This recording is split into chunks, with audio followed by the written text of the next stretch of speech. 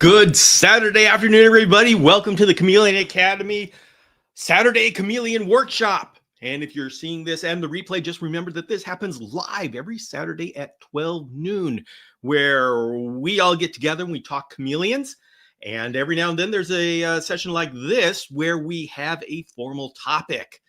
And so today we're going to be talking about setting up a bioactive enclosure for your chameleon. BioActive, it's kind of an interesting subject with chameleon keepers. It's not just BioActive. It's, hey, why are we doing this? But for now, I need to welcome in the crowd. We've got Geraldine and Alicia, Justin, Marsh-Ann, Robin, James, Steve Hefner. Hey, it's a whole lot of people. Welcome. Very good to see you. We have got quite the episode today. I've been... this is more than we usually have. So it's very good to see everybody. Mike, Mason Sturles, Renee, Winnabedes, Richard, Tony. Wonderful. And Ray. Well, wonderful to have you all here. And Winnabedes has a PSA, public service announcement. You know the drill. Smash the like button. That's right, everybody. Smash the like button. Let you know that this is where there's good chameleon information. And Dina Carroll, I don't think I've seen that name before. Welcome, Dina. Everybody say hello to Dina. Hello, Angela. All right. So let's go ahead and bring up our topic. This is going to be quite the episode. I'm going to try to keep it to an hour, but we may go over depending upon how we all talk about this. So this is something that's important to us as chameleon keepers, and so let's go ahead and ask the questions that we need to ask. So let's go to 5, and we should just start. Say first the introduction. So this is going to be a seminar about BioActive. This is something that the rest of the reptile community, many of the communities in the reptile community have already explored. And it's something that we in the chameleon community are relatively new to it. And so that's why we have an episode like this. And the big question is, what are we doing here? When we say BioActive, what do we mean? What is this all about? And what we're going to do is my goals for this episode here is first educate you into what BioActive is. I know whenever we have a buzzword that's bouncing around in the community, it tends to get confusing as to people using it not exactly how it is. So what is BioActive? We're going to learn the components of BioActive. By the end of this show, I want you to be able to put together a bioactive enclosure. If you go through that education, you learn what bioactive is, and you decide, the whole purpose of you being educated like that is so you can decide if this is right for you. And if it is, I want you to know where to go and how to put it all together. And finally, I want to equip you to ask questions. I want you're just going to get the basics here, and then you're going to be able to see where you need to go next, because this is not a comprehensive tutorial on BioActive. We've only got an hour here. BioActive, this is just the tip of the iceberg. This is a whole community. This is a whole field of knowledge. This is it's an amazing new world. We are just right there at the tip of the iceberg, and we're going to touch on isopods and springtails, but beyond that, you're going to get into soil mixes, molds, and what soil pH, what the heck, soil respiration, oxygenation, and in the study of fungus and mushrooms. So yeah, there's a whole lot, and this is just the beginning. And I want to say this is okay. This is what we came here. This is what we're in our chameleons for. We love chameleons and we study chameleons. But the one thing we all know about chameleons is it's a gateway. How many of you are now into plants because of chameleons? How many of you are fascinated by feeder insects because of chameleons? How many of you now have been introduced to the microscopic world because of your interest of chameleons? How many of you now went to Madagascar because of your interest in chameleons? So I enjoy having my expertise in chameleon husbandry, but beyond that, I enjoy everything else that comes with that. And for me here, for you, I'm here to give you the latest in chameleon husbandry, but I also want to be the one to open the doors for all these other very cool little niche corners of our world. And you know what? I'm not opening the door as an expert. I'm opening the door as someone who's right there alongside you and learning everything. 10 years from now, I may be an expert in BioActive. I may be able to rattle off all those words that I said before and know what they mean. Right now, I know enough to get you started. And we have a lot of experimenting to do together as to what it means for chameleons to be engaged in a bioactive community. So we need to get started on this. Now, I've usually with these shows, I take all sorts of questions and whatever I'm talking about, I just stop what I'm talking about, go on any old tangent. In this show, this is going to be I need to get through a certain amount of material. And so make sure if you have questions, please keep them on topic. And I know someone's going to come on right now and ask what their veiled chameleon is doing. I'm going to have to ignore those questions. I usually don't. Come Tuesday, question and answer session, open question and answer session, 5 p.m. Pacific. But today, please keep your questions to what we're going over here. So let's see. But I will go into the comments here. Justin's here to learn about the ways of BioActive. James has been waiting for the show. Yeah, he keeps reminding me that I'm there for you, James. Getting it. They'd say, better question is, will we explore the whole iceberg eventually? Probably over the next 10 years. I do not have the entire iceberg. I just have the tip of the iceberg, and I'm going to pull you all with me as I learn more about the iceberg.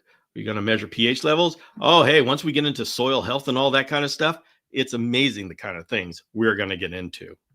Justin says, I'm into plants and insects now. Yeah, it's amazing what we end up doing. Steve's definitely plants. And Robin literally notices sticks and plants like never before. Yeah, have you ever noticed if you're a chameleon person, sticks become really important?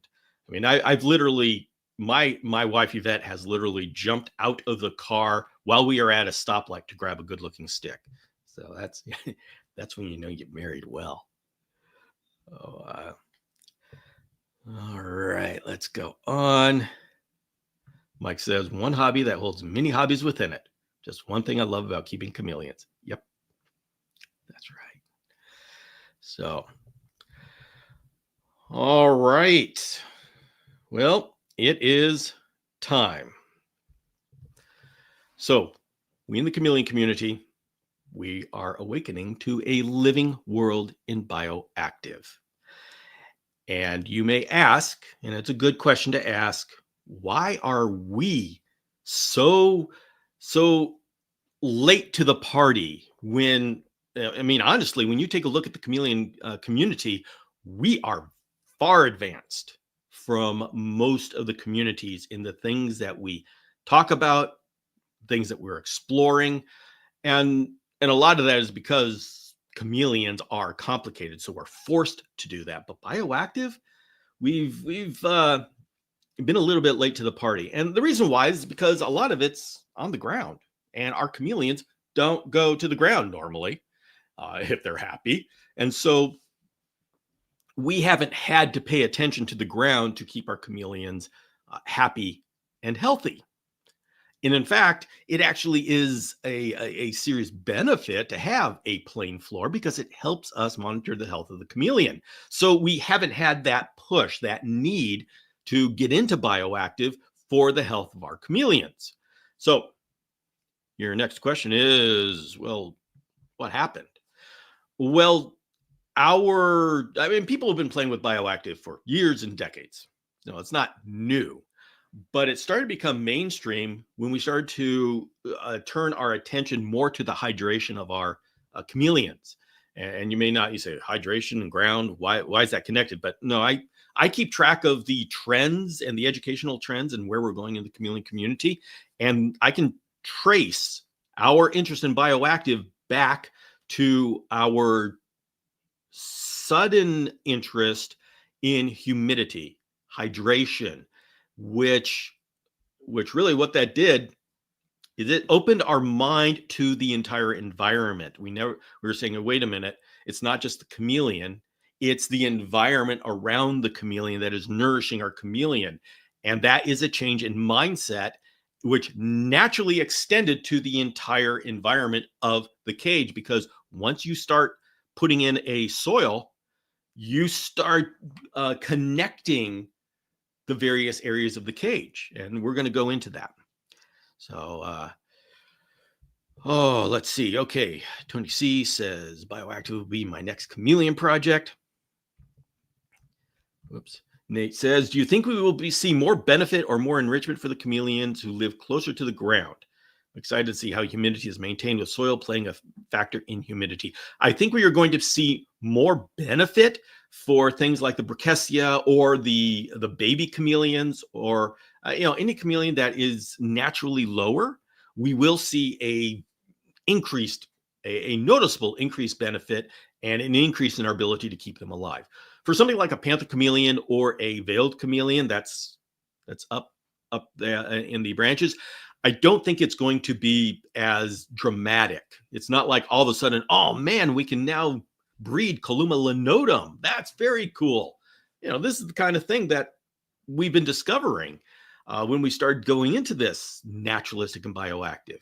I don't think that we're going to get the same dramatic effect with panthers and veileds, but there's still going to be some benefit.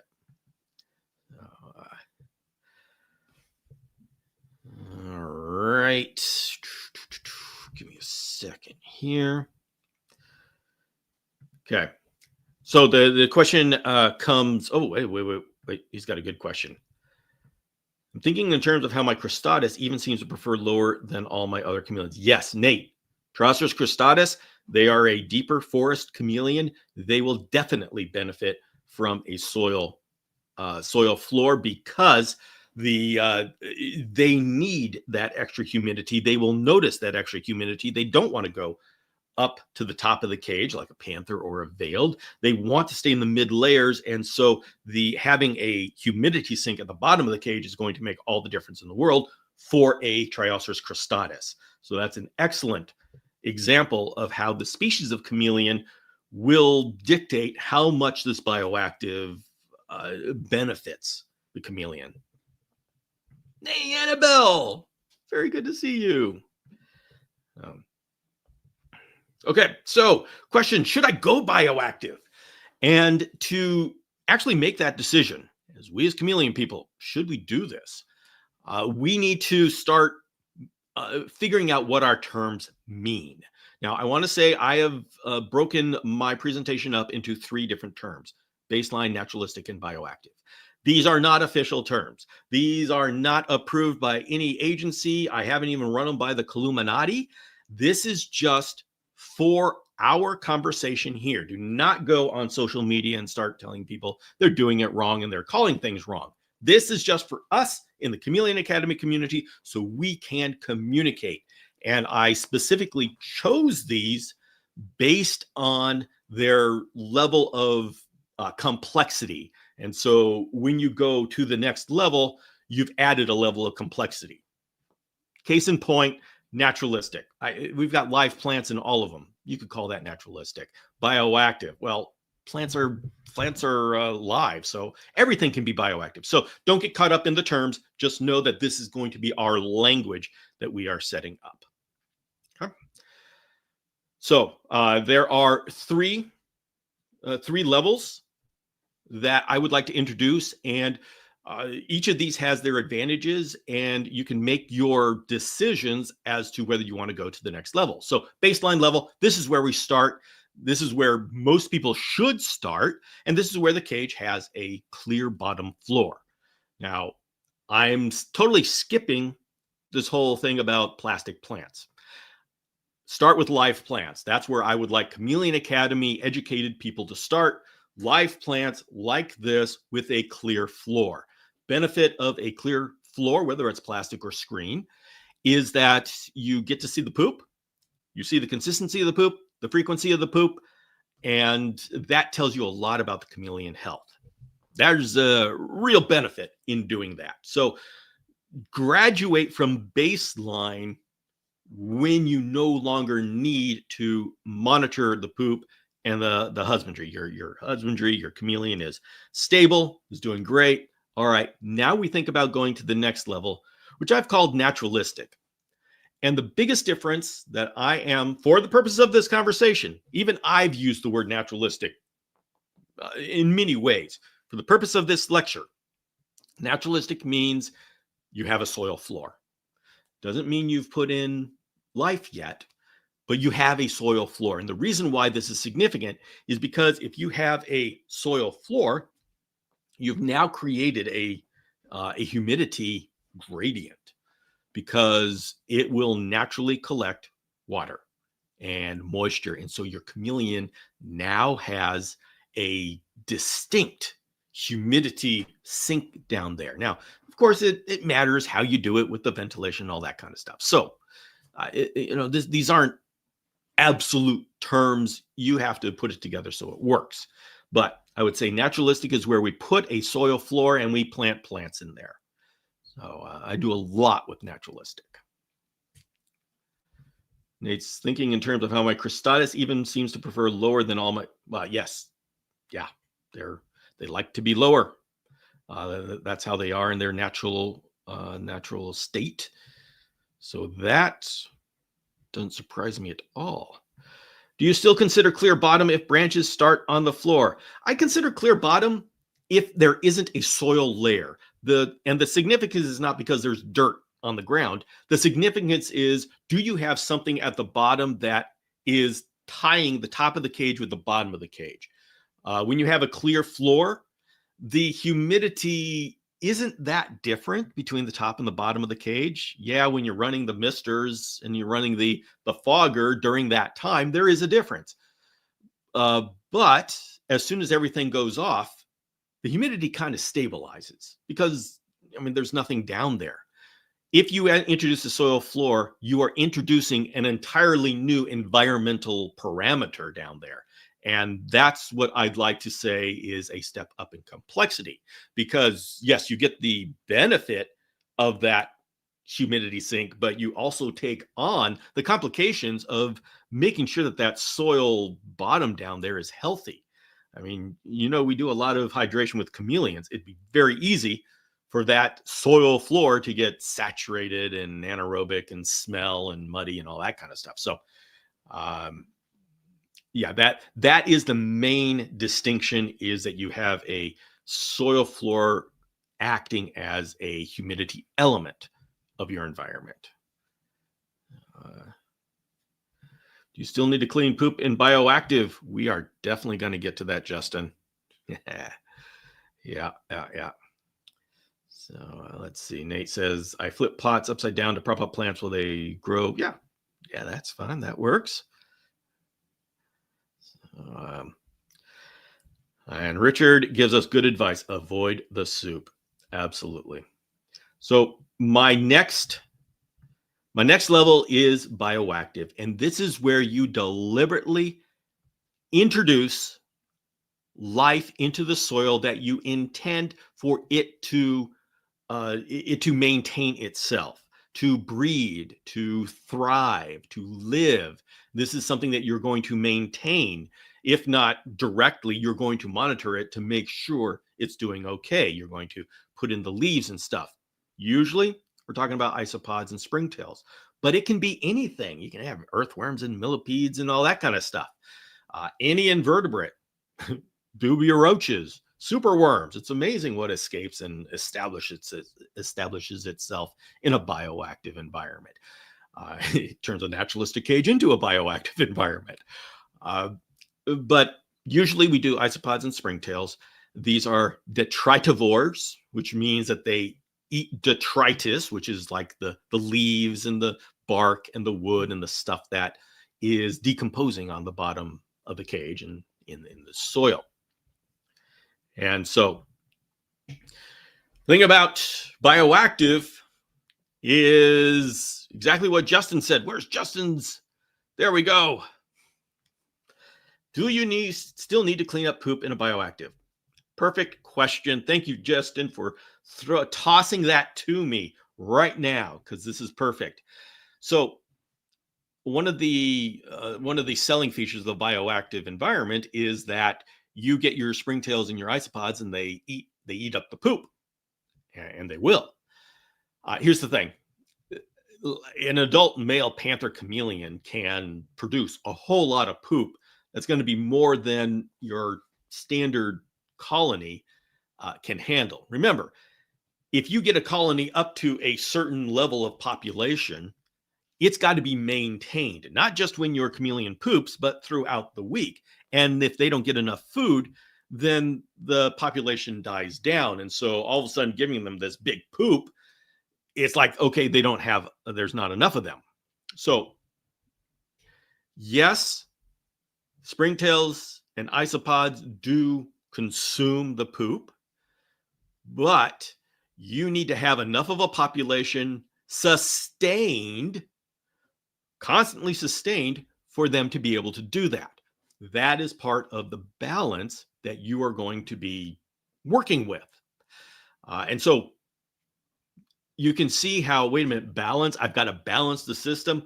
Oh my goodness, yes, you have to balance the moisture levels in the system and coordinate that with the fogging and the misting coming from your chameleon. You've got to monitor the food levels, the detritus, how much of the leaves are breaking down, how's your populations doing. And so it's not, don't go into bioactive because it's, quote, less work. It's different work. In fact, it's a lot more work than just spot cleaning poop every now and then. So the answer to your question, will they eat the poop? They will eat the poop, but you may still have to go in and remove what is, if there's too much. So there's going to be that perfect amount of poop with a certain size chameleon within a 2x2 by 4 foot tall cage. I don't know what chameleon species is that will produce the perfect amount of poop that will sustain a colony within a 2x2 footprint. We ought to figure that out just for the fun. And but I will say, you know, play with it and just know that although it may be fun to try to find that balance, don't expect that it's going to be easy, because a bioactive system ebbs and flows. It's a dynamic system. And so the populations will grow and the populations will die back. Get into bioactive if you want, if you enjoy world building. It's perfect for that. And so the question is, do you want to get into bioactive? Do you just want to get into naturalistic? Or do you want to stay at the baseline for the life of your chameleon? Because for like a veiled or a panther chameleon, the most popular chameleons, the baseline will do fine. They are not going to be hindered by not having a soil layer. So don't, as much as we talk about bioactive and people talk about how that's the ultimate, it's not something that you should feel pressured to go towards. You can stay baseline for your entire life of your chameleon and be happy, and your chameleon will be happy and healthy. Go to naturalistic/bioactive when you feel you really want to take that on. And of course, that's part of what this session is.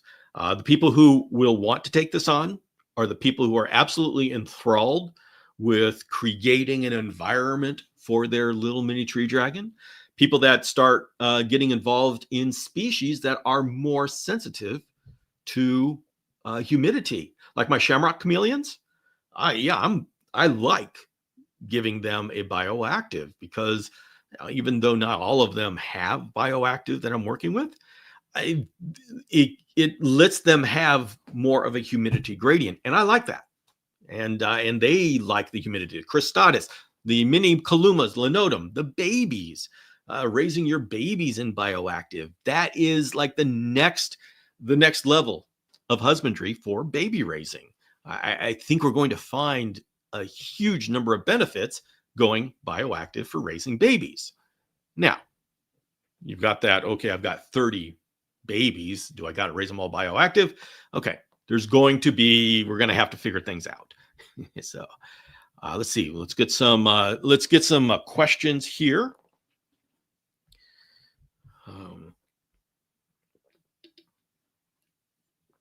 Bill, if your chameleon is not eating the isopods in their enclosure, how do you suggest thinning out their numbers once they get too high? Is there concern moving them to another enclosure? I would not move isopods from one enclosure to another, but they will thin themselves out themselves. If they don't have enough food, they won't reproduce. And so that's one thing that will be self-modifying. You don't have to worry so much about that. Now, of course, there's always population crashes, so it doesn't always go gracefully. That's part of what we do. But generally speaking, they will take care of themselves if they will grow to the point that they have resources to grow to.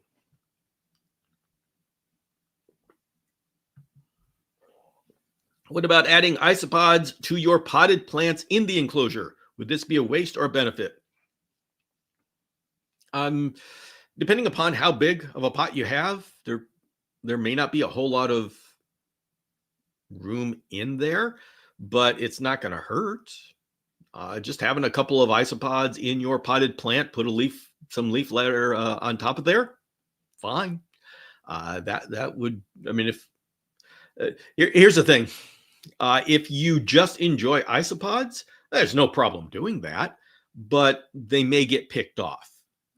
And if you really like isopods, just keep them outside the cage and enjoy that. If you have them inside the cage, think about what's your purpose for doing that. If you think it's just cool, I like the idea, fine, go for it. No problem with that. But I don't think they're going to do a whole lot of benefit. And a potted plant will give some humidity gradient there, but not like a soil floor. So the answer is, yeah, go for it. Waste? Nah, not if you like it. It's not hurting anything, not hurting anybody. You like it, do it, but there won't be a whole lot of benefit to it. James says, so I want to go buy BioActive in my female's cage so I don't have to introduce a lay bin. Do you think this is a good idea? Sure. Yeah. If you have a soil layer in your female's cage. Now, the reason why I don't advise this to most people is because having a soil layer requires maintaining that.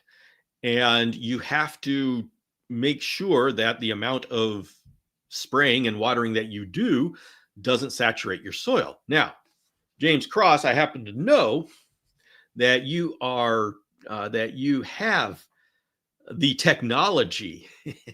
You know how to make drainage trays, substrate drainage trays, so your soil will drain and you're not going to get that muddy mess. In that case, yes, having a soil bottom that you plant plants in is excellent for a female because she can go down into the cage that she feels comfortable in.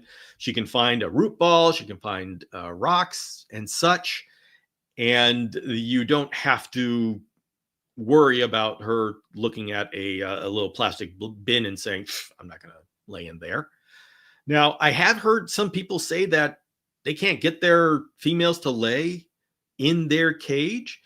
I've not experienced this. I've done this with, I've had my cages on top. I used to have this laying box for dragon strand where your cage would sit on top of 12 inches of soil. And this is specifically for females. And I had all sorts of success with quadricornis, panther chameleons.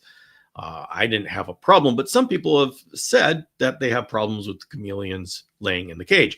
Now, I haven't looked into what their cages look like or why they might be having a problem, but I would say, James, this is a good idea as far as I'm concerned. Do you have any naturalistic enclosures? Yes.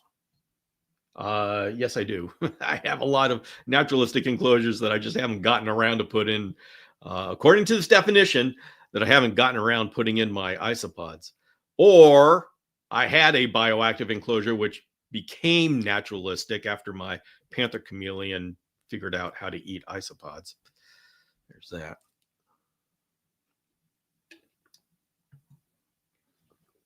Nick just saw his Kaluma Butgeri for the first time in 4 months.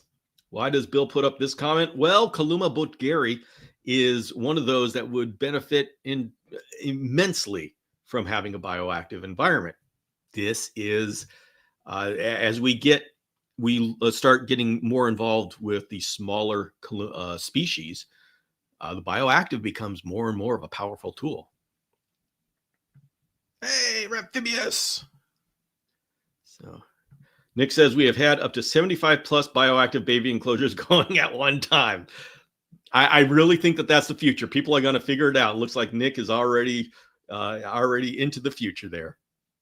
Yikes. That is awesome. So, all right. Let's see. Wayne Beatty says my dairy cows have survived for months in my Veil's cage. Dairy cows are a larger, somewhat gregarious isopod, which they didn't survive in my panther's cage because my panther started hunting for them. So, yes, talking about how they hide in the mulch and such. Yeah, well, my panther chameleon literally went in and started digging through the leaves to find these guys. Yeah. So let's see. So here, it's a good thing when you're trying to fill in that question mark. So I've had a fungus gnat problem with some of my plants before. When going bioactive, is this something to be worried about, or will the drainage system keep that from happening? If you have a balanced environment, you don't worry about that. But when you have a living system, pests will come in, they will knock it off balance, and sometimes you have an entire system crash because a pest came in and said, hey, I love this environment. And if you don't catch it quick enough, or you catch it, but you can't beat it, well, then your entire system crashes. So we are in charge of a delicate system, and fungus gnats are just one of many things that could join us in our in our project here.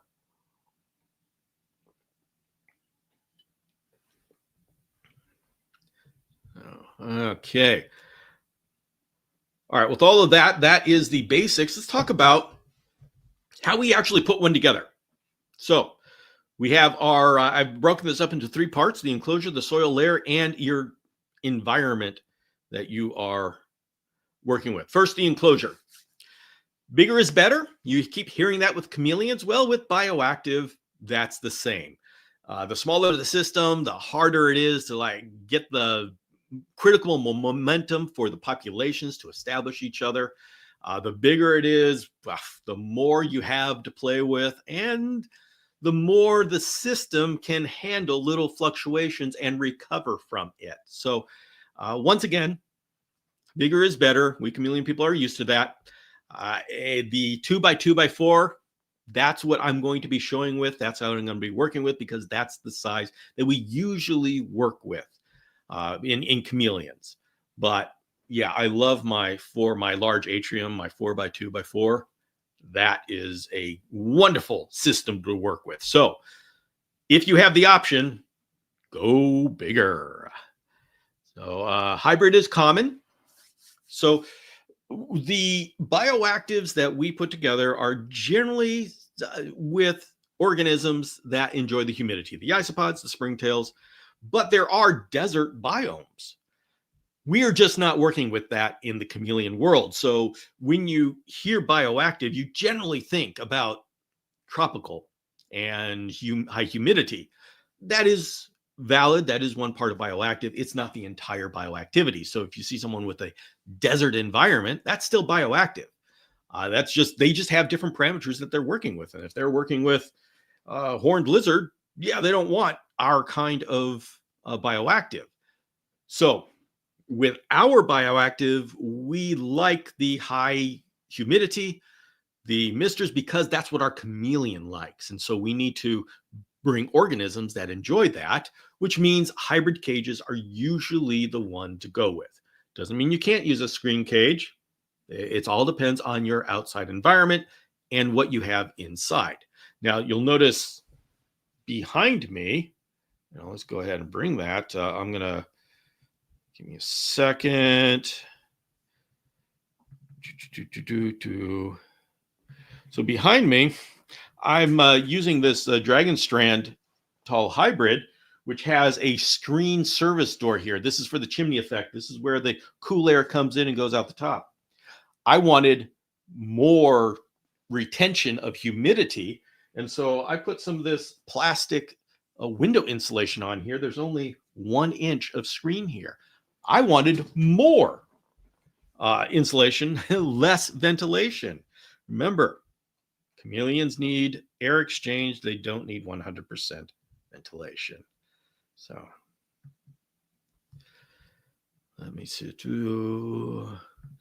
But Bill, you can't go bioactive in the screen cage, can you? You absolutely can do bioactive in a screen cage. In fact, you are probably doing that right now. All of your outdoor cages, I bet, are teeming with life in that soil, and those are screen cages.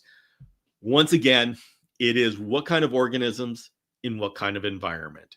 And so now the spirit of his question is, can you do bioactive in a screen cage indoors? And the answer is yes, you can do that. Because if you have a soil layer and it's moist and it has leaves on top, the isopods and springtails are going to be able to find areas in there where they can live just fine. So yeah, you can do it with the screen cage, and it wouldn't really be that hard.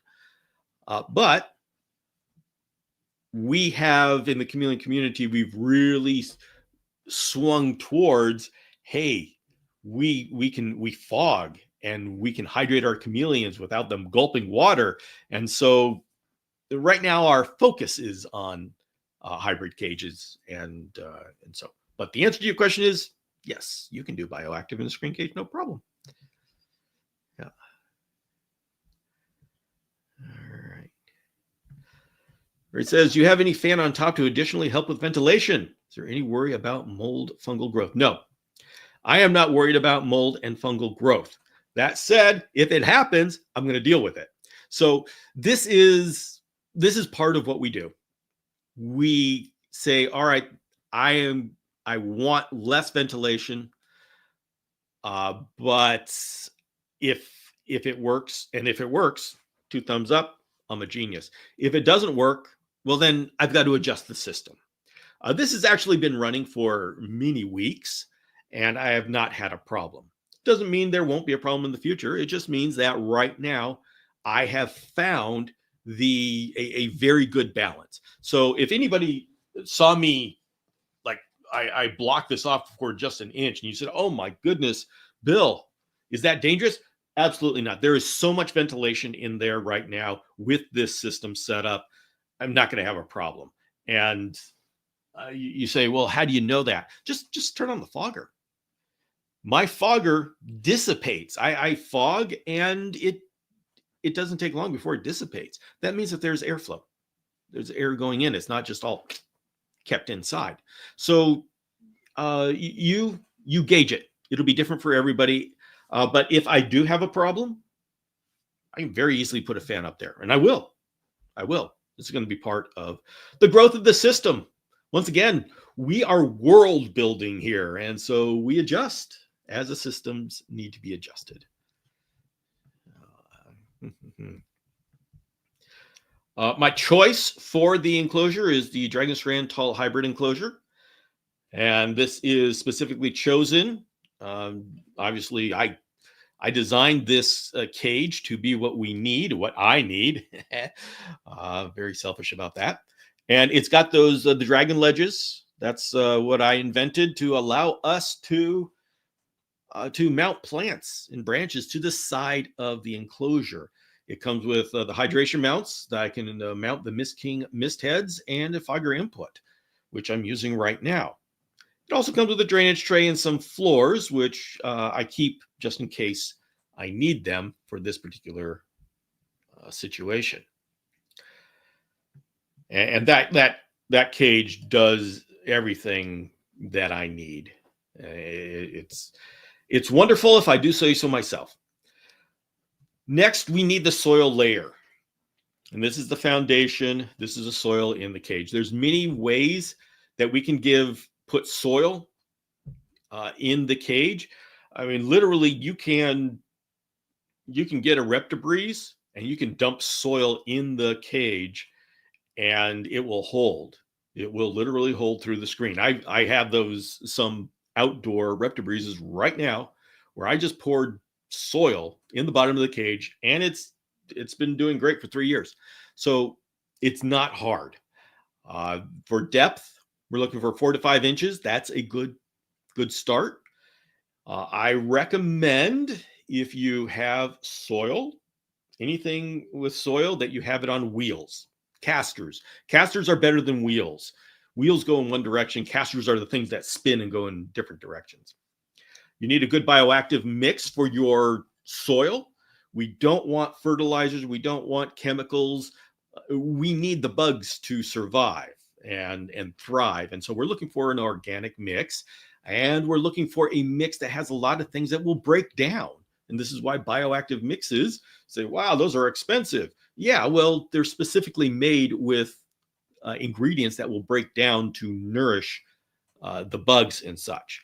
A lot of people put together mixes so it nourishes the plants and actually fights against bugs. And we don't want that. That's why we don't get the normal stuff from Home Depot. We're very careful about the soil we use because we want it to nourish the bugs, kind of like opposite of what people usually do. But hey, that's what we do. And then the leaf litter and organic detritus, the things that are on top, these are specifically put on top so they break down, because our isopods and our springtails eat those things. So to give me all of this, this is where I'm using the Crosscutts 2x2 BioActive stand, and we're gonna see it in action here. This is a solid piece of equipment. I absolutely love this. I have been wanting a stand for my cages for 13 years now. And this gives me 4 3/4 inch soil depth. It gives me active drainage on casters. Oh my goodness, on casters. And so it comes with either without the wheels or the casters, or you can get the caster option, and then you get that shelf down there. And then you just put a bucket under the drain, and it just makes it so easy. And you think, oh, that's simple. It's just a box. Oh, it's for since 2013, I have always offered drainage trays with my cages. And there's a reason why I am the only one. I think I'm the only one who offers drainage trays with cages, because they're not easy. You need to lift the cage up. You need to offer area for sucking up the water, all this kind of stuff. It's amazing how complicated it gets. And then you start getting into something that's 4 3/4 inch soil depth. This stand needs to be substantial. And so there's no easy way to do it. You can't cut corners. I know it doesn't look, that looks simple. It's not. All you have to do is make one yourself and you realize, oh my goodness.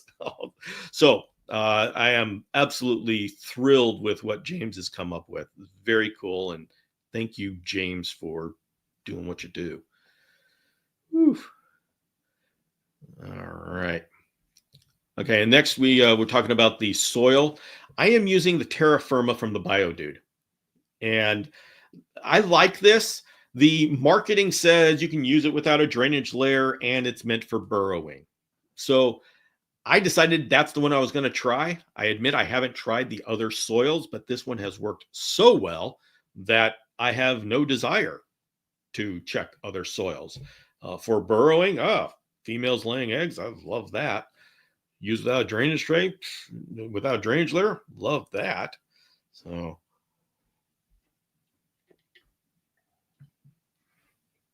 let's see. All 4 of my cages sit on a crosscut stand, including a double wide. Yep. See, the advantage of what James makes is it's substantial. It can handle 4 feet, a 4-foot expanse of soil. There's serious strength that has to go with that.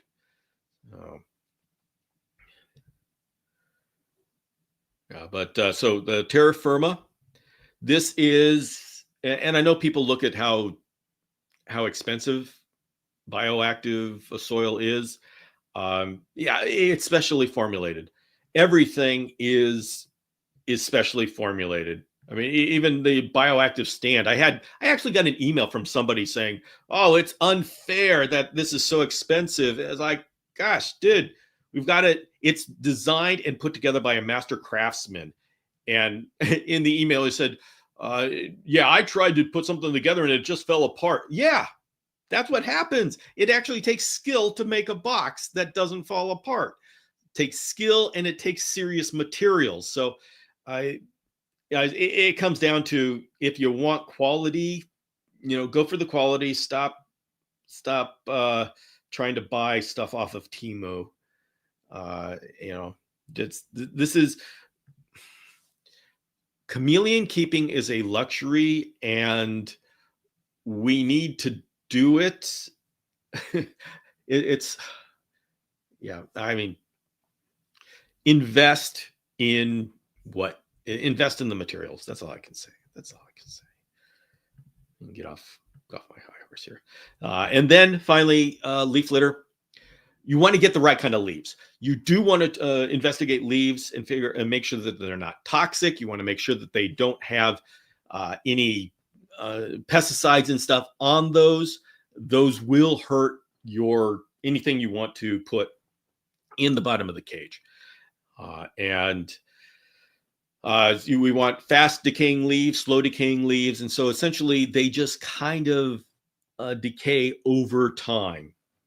Bark, seed pods, anything in the natural world that breaks down is going to be feeding your invertebrates. So this is an example of some leaves that are okay, that are good. This is by no means this is an exhaustive list. I use magnolia. That's a slow decomposing leaf. Sycamore is a quick decomposing leaf. Loquat is a slower decomposing leaf. Ash is a fast. So ash and sycamore are the ones I use that are fast decomposing. Magnolia and loquat are slow decomposing. And so I make a mix of leaves to feed my crew. So let's see. We've got. All right, Lee says, we like the isopod and Terra Arania dirt from BioDude. Terra Arania, that's the one with the tarantula on it. All right, so there's another input there. Geraldine uses the BioDude Terra Fauna with drainage layer. Okay, yeah, I am betting that all those soils are going to work. They all have the same purpose. And so me saying Terra Fauna, that's just what I've been using. Our Terra Firma. That's what I've been using. Very happy with it. But I'm sure these other things are wonderful as well. Next, let's talk about the environmental. That's the final part. And this is how we build the environment that all of this is, that's going to be inside of all of this structure that we are creating.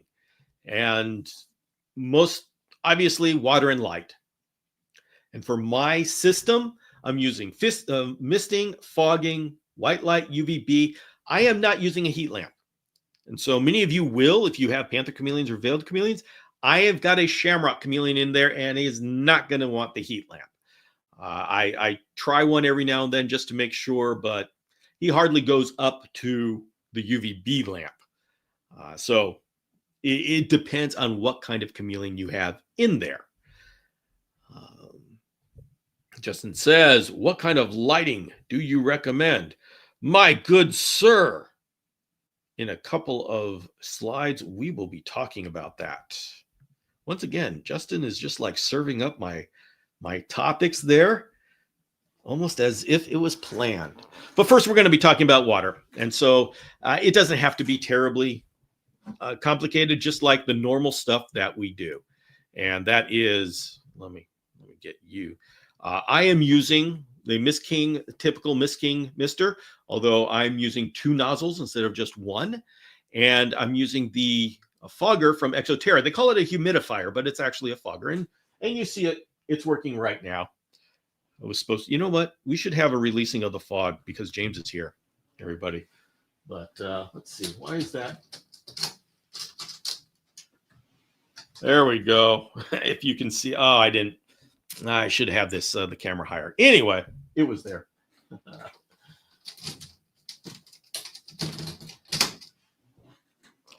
So, let's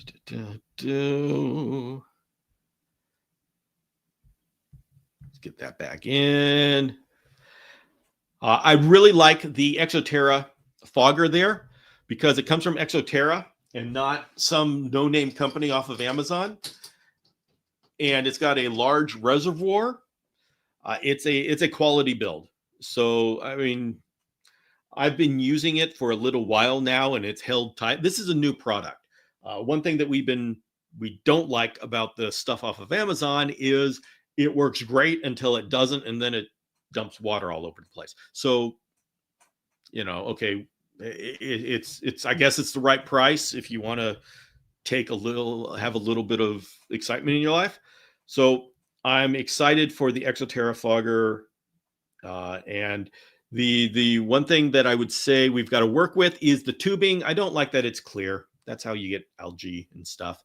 But it's substantial, which means it's not going, you can't just stick it in and hook it up to your cage. It's heavy. So you need to strap it down.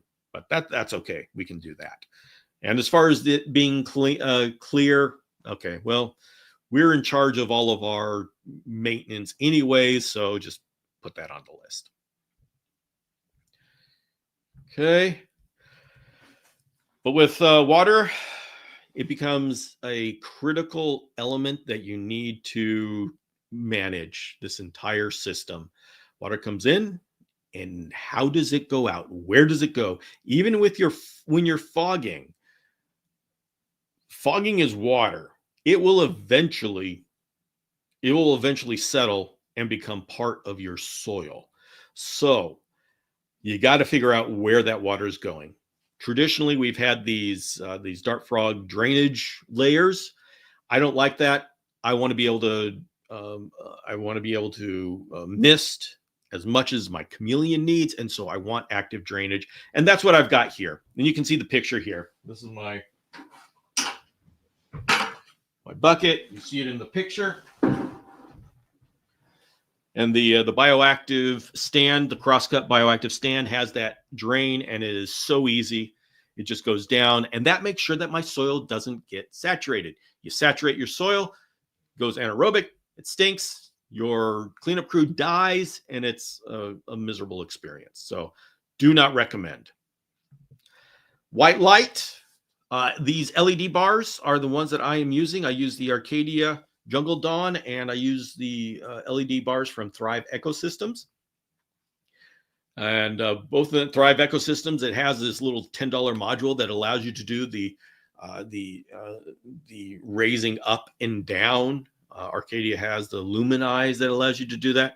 So these two are working together to light my cage.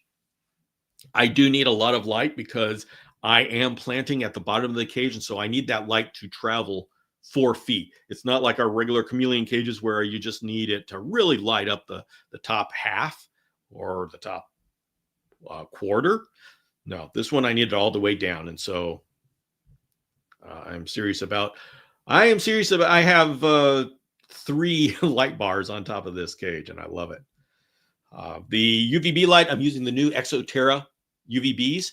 The 100 is a lower UVB. It's lower than the general Reptisun 5.0 and Arcadia 6%. And that's what I'm using because I've got a Shamrock Chameleon in there, and they are not much for UVB. So he can get the UVB he wants, but it's not like it's going to blast his living area. So I would go for a 200 or 300 if you're doing Panthers or Veileds. And I really like the Exo-Terra. Their bulbs, their quality, the fixture seems quality. So I'm very happy with them coming out with a T5 product.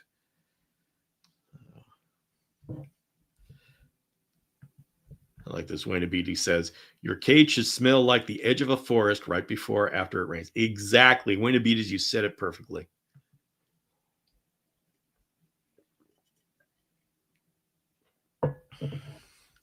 Heat lamp. If you are going to do a heat lamp, it's just standard chameleon stuff.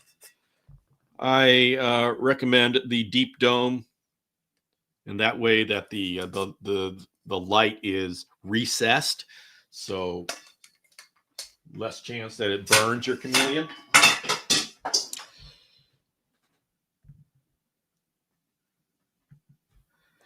And then plant strategy. Often when we want to do chameleon plants, we get these plants that expand, like the golden pothos or the spider plants, these things that just cover and create this huge canopy. And that's perfect for chameleons. The problem is if you do that, then you're going to be blocking the light from the bottom. And so you really can't plant plants at the bottom. If you just want to clean up crew, that's not that big of a deal. But me, for this, I wanted to plant a nice alocasia on the bottom. And so I wanted to demonstrate what it would look like if you did that. And so you see how I specifically chose plants that have more of a downward growth, and I clumped them together on one side of the cage. So you're going to be seeing, and that just happens to be the side of the cage that has the fogger input. And so the fogger input comes into this mess of plants. And so behind those plants, you have this like hidden humidity pocket. This is a Enjoy Pothos that you see there up in front. A little bit lower down, that's the Creeping Fig, Ficus repens. And in back is a Black Pagoda lipstick plant. And so together they create a nice dense area. And down at the bottom is my Amazonian mask alocasia. So, see, does anyone know where you can get the Exo-Terra UV light? I've been looking. I think you can get it at Triple L. Right after this show, I'm going to be putting together a parts list for everything that I'm using, and so I'm going to be looking into that. So just keep a watch on this. If anybody is not signed up for my email newsletter, sign up for that, because I am going to send a notification via the newsletter as to when I have the parts list set up. Everything that we're going over now is actually going into a standalone long form video that's going to be released next Friday. And so with that comes with the part list. So Justin, if you like the lights, I'm going to be giving you the link. If you, Justine, if you want to, the Exo-Terra UV light, I'm going to find it and put that link there. Wayne Abides, they have come up with a line of T5 UVBs. So it's different than the Terra Sky LED.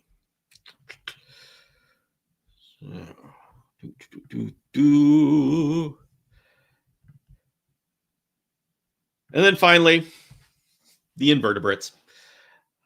These guys, they eat what's down at the bottom. They will reproduce, establish a colony, and that's so much of the fun of going bioactive. I love my isopods. I am using dairy cow isopods. I love the white and black. I also have the springtails in there. I don't know what species the springtails are. That is part of my furthering growth. Is to I'm just learning the species of isopods. That's hard enough, but I'm going to learn the species of springtails. You can use other invertebrates, but every invertebrate is going to have their own characteristic, and you have to be careful. Like millipedes, but if a chameleon eats a millipede, I don't know what that's going to do to them. Every one of these is going to have a different effect on the system. I stick with isopods and springtails. That's safe and it's fun. Now, I will admit, I have had super worms.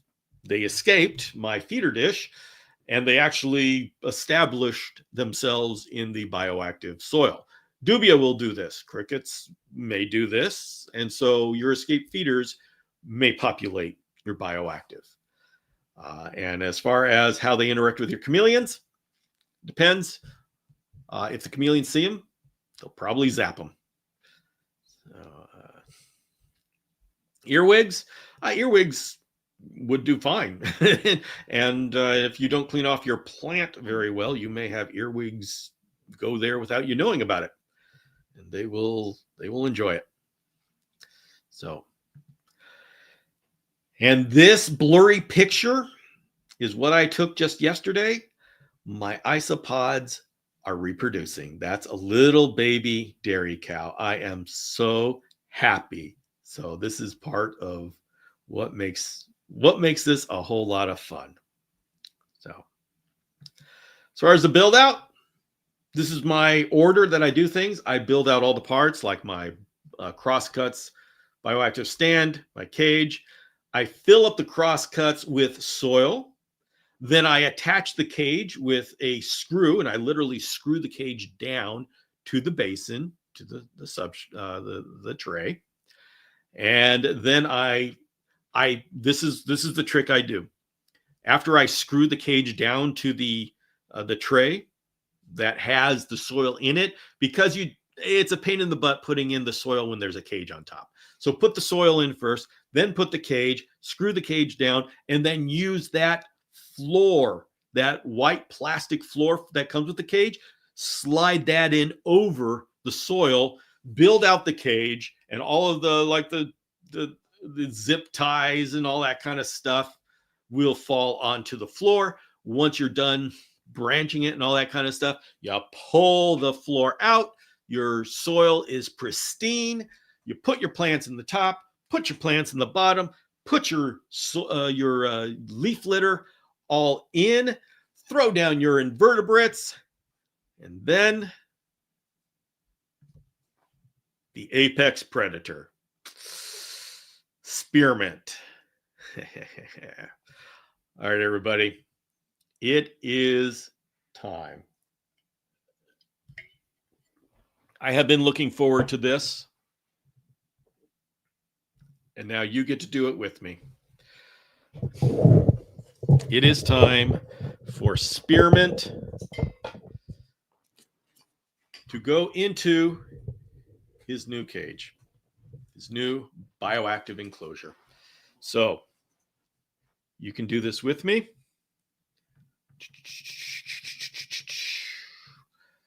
Here we go.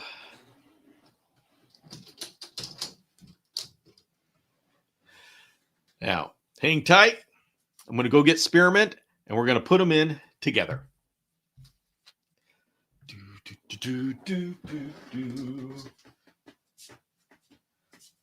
All right, my friend, it's time. Yes. Yes, you. He says, no. No, I'm not going with you. He's getting ready to shed, so he'll be a little cranky. Hey, everybody, there is Spearmint. He's looking a little dull because he is going to get ready to shed. But this is a Shamrock Chameleon. Love these guys. Kaluma O'Shaughnessy. So beautiful. Gosh, I wish he had already shed because then you'd see him in all of his glory. But anyway, dude, it is now time to explore your new home.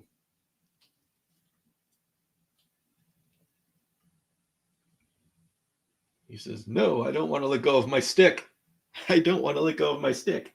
You can do it. There you go. There you go.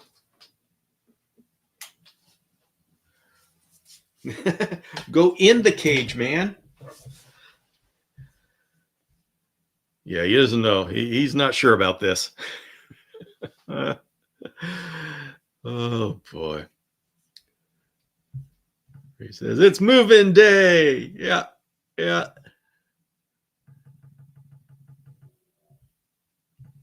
No, you got to go in. You got to go in the cage. Got our Neymar's feeder up there. Ready. Go. Go that way. It's a good place. You've got a lot of places to hide. So yeah, there you go. This is the kind of thanks I get for all of my effort.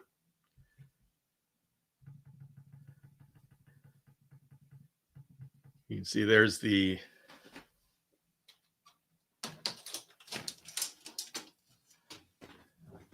bottom layer. Let's go a little bit further. So you can see that's the Crosscutts stand. Now, it doesn't, it's just basic. Doesn't look like much, but what we need is not something that looks flashy. We need something that is absolutely solid and is going to work. And that's what this does. So really happy about this. So let's see, what's he doing? And by the way, if you're interested in the Crosscut stand, that is made by our own James Cross, and it's available on dragonstrand.com. I am helping him sell those because when you first start off any project, there is so much work to do that, I say, let's just let the master craftsman make stuff and I'll take care of the paperwork. So there's Spearmint.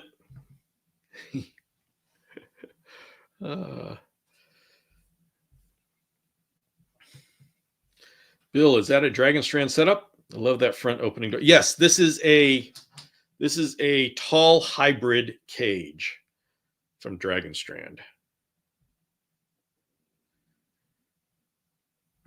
Mini Parsons. Yeah, yeah. Crazy how they look so much like a Parsons. Yeah. Yeah, they are a cousin. Now, I do want to say one thing that's really cool. What I just showed today, you see what I've, the things that we've talked about and the products that I've used. It's no coincidence that I specifically chose products that were made by people in the community. The Cage, Dragon Strand, is a company that I started in 2013, and its only purpose was to make cages that we chameleon people needed. That's where Dragon Ledges came from. I invented them specifically for us. And the BioActive stand that James made, he's part of the community. This is our community producing things. You think about the BioDude, seems like a big company. Yeah, it's actually a pretty substantial company, but that was started by Josh Halter because he loved BioActive. He literally sat there in his apartment mixing soil in his apartment to start his business because he loved making BioActive for reptiles and that Thrive ecosystems. That's a light that was designed and produced by Colby Jingles, who is part of our community. He's a dart frogger. And he said, I want lights that give me a better spectrum. And so he went through the effort and put it together. And so everything, not the things that I have showed today, the main components are a result of our community. And so this is something we can be proud of. These are our people. And I am really proud to be able to present these. Where'd he go? Oh, there he is up top.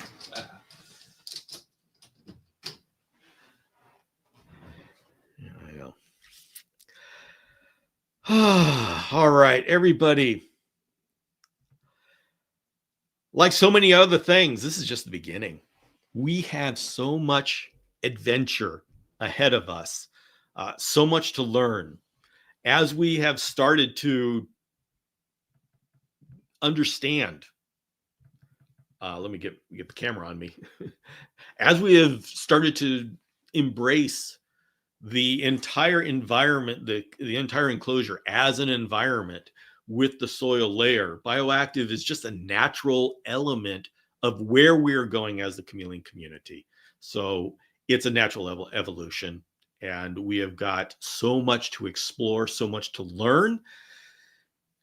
And I'm going to take you along with me as I go through that exploration, and I want you to share with me what you learn. And we're going to build this up.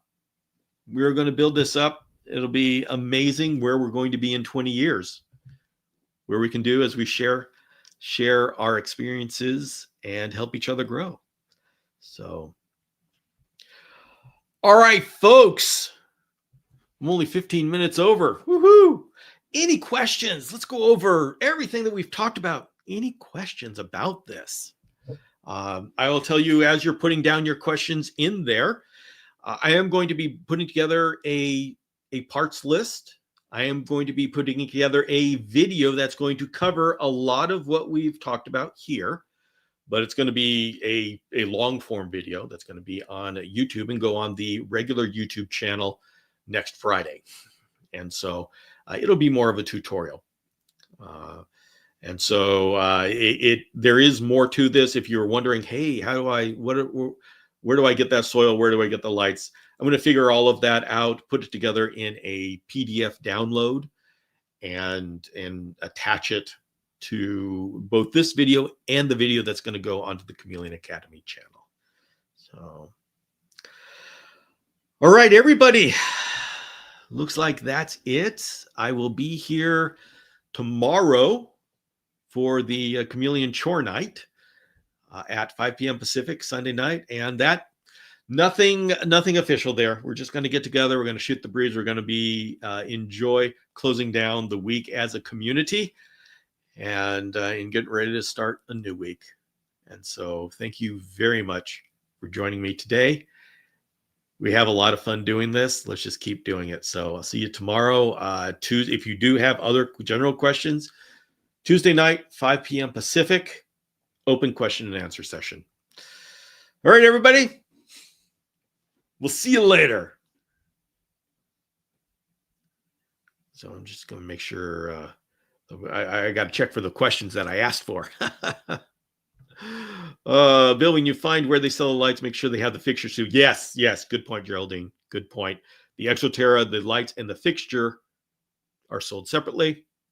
Nate says, love the video yesterday, Bill. It was great to see how the live was made into a video. Yes, I'm trying something different to where I do a live. Before I was doing the video and then we do a live on the video. Now I'm thinking, you know what? Switch it around. Let's do a live and let's do interact. And then whatever I learn in the live and talking with all of you, I put into the video, and that goes into the general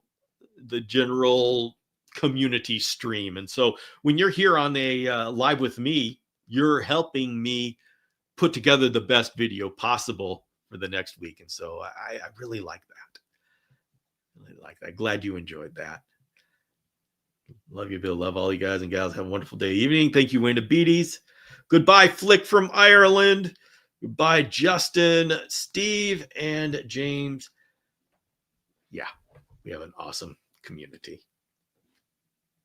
We'll see you all.